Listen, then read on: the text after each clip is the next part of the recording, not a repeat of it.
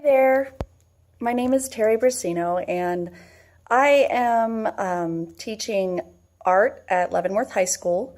So my assessments are a little bit different, and while I couldn't really find anything online aside from one source that really talked a bit about KWL assessments, I find that I actually do these all the time. So here's a couple of examples of how I use them in my classroom. So for example, as you can see on the board behind me, I have my objectives and my I-CAN statements. This is a catch-up week because we have parent-teacher conferences, so my students are really going to get a good chance to kind of get caught up. But I grade according to the standards, so they can continue to redo anything that they would like to until they get a mastery of the subject matter. So what I start with every project, which is what we'll start next week, is my what do you know? And so here's an example, if I can get it to show correctly, of trying to find out what my students already know. As you can see, we're going to begin a lesson on perspective. And so what I'm trying to find out is what can they draw? Are they familiar with perspective and how it works, or do I really need to start from ground zero? I did this with our projects. So for example, right now my students are working on assignments for learning how to draw portraits. So their sketches of the week are geared towards drawing portraits. So as you can see from their sketch of the week board, they're supposed to just keep working on the drawings that we've been working on already. The goal is to get them to the point where it's easy for them to do the drawings that they are trying to achieve. So I found out what they knew. They had to draw a portrait in the first week of school using the abilities that they had. I determined what it was that they needed to learn. Obviously, there was a lot of struggle with eyes, noses, and so forth. And what I will do when it comes time for the final assessment is I will compare the progress that they've made with where they ended up. So I sort of use these along those lines. You can also see with my sculpture class, if we go back to the front of the room, through their bell ringer this week, or for this Monday actually, they are going to talk a little bit about the medium that they enjoy the best. So I've introduced a multitude of mediums so far. We're actually starting metalsmithing next, but they have been working on a project that is paper mache. So as you can see here, let's see. As you can see here, they're finalizing their paper mache projects using a multitude of mediums to kind of carry out the details of those projects and kind of comparing that to what they've done before, so that in the upcoming weeks, after we finish with metalsmithing, they can choose a medium, and that will be the medium that they work in the next project. So the goal is to get them to the point where they can sort of choose the medium and go with it, with the sort of subject matter that I talked to them about.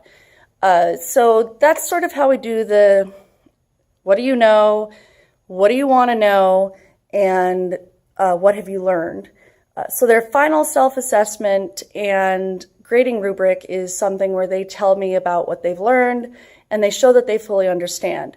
So we do that both through writing and oral critique. So my students have an opportunity to really play to their strengths, whether it be the written word and kind of going through the definitions by writing, or if they're better at talking about it, they can really shine at that point. So it really depends on what they do best. Obviously, I will take that into consideration when it comes to the final grades. The second article that I looked at actually deals more with teaching to students who have learning disabilities. And the reason I chose that is being in an art education classroom, I get a lot of students that are learning disabled in one way or another. So I differentiate my lessons pretty significantly across the board. So on average, I have about, I'd say 6 to 9 students in my 7 classes that are special education. Some have paraeducators, others do not. And so I differentiate the lessons that they do anywhere from, for example, for one student who is really nonverbal, really isn't going to retain much, their ability to recognize the difference between colors and to accelerate their ability to manipulate subjects and different mediums is something that we started with in polymer clay. It gives them the opportunity to work with different colors. It gives them the opportunity to work on manual dexterity. And they're sort of tying that into an assignment similar to the one that we're working on in the regular classroom.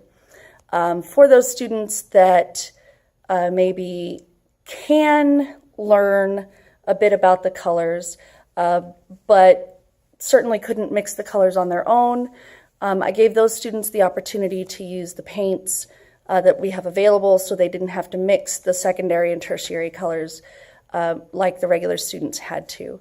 Ultimately, if you take a look at the projects behind me on the wall, you can kind of get an idea of the various skill levels, abilities, and kind of differences between each and every one of my students. Obviously, I have a lot that have some serious artistic talent. I have some that are just starting out, and I have some that are going to continue to be challenged. So those are a couple of the articles that I chose and the reasons why I chose them. I really tried very hard to find a video that was specific to art and KWL learning strategies, but they really don't seem to be in existence. Most of those strategies seem to be outlined mostly for students that are working in math and language arts and so forth.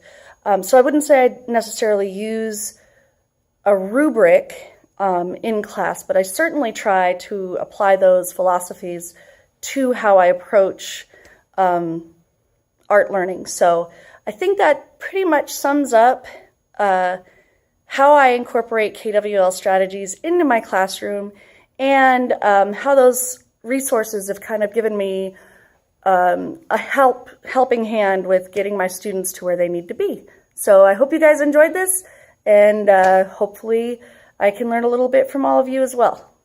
Have a great evening.